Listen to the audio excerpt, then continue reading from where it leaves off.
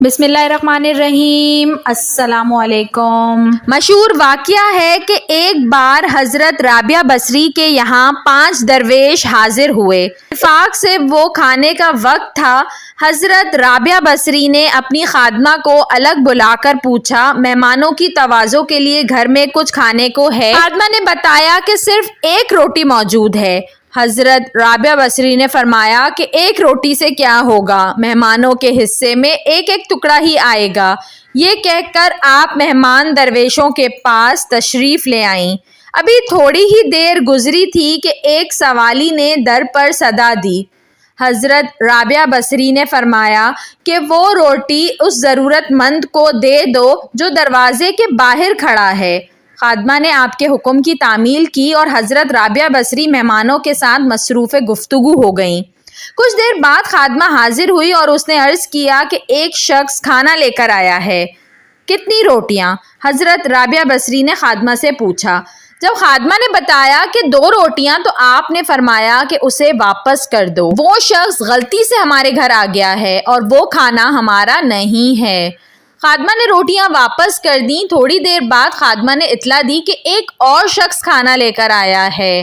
حضرت رابعہ بصری نے روٹیوں کی تعداد پوچھی تو آپ کو بتایا گیا کہ 5 روٹیاں ہیں۔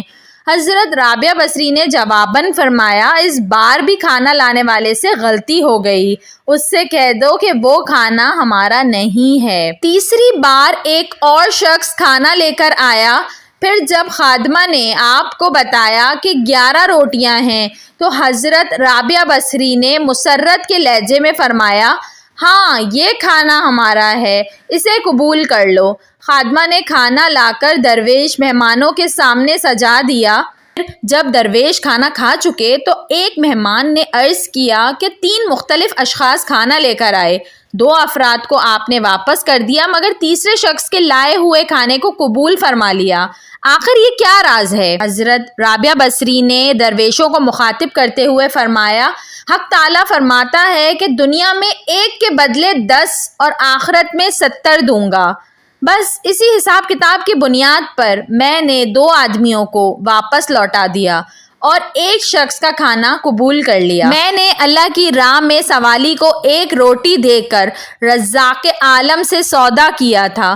پھر جب ایک شخص 2 روٹیاں اور دوسرا 5 روٹیاں لے کر آیا تو میں نے جان لیا کہ یہ حساب درست نہیں ہے۔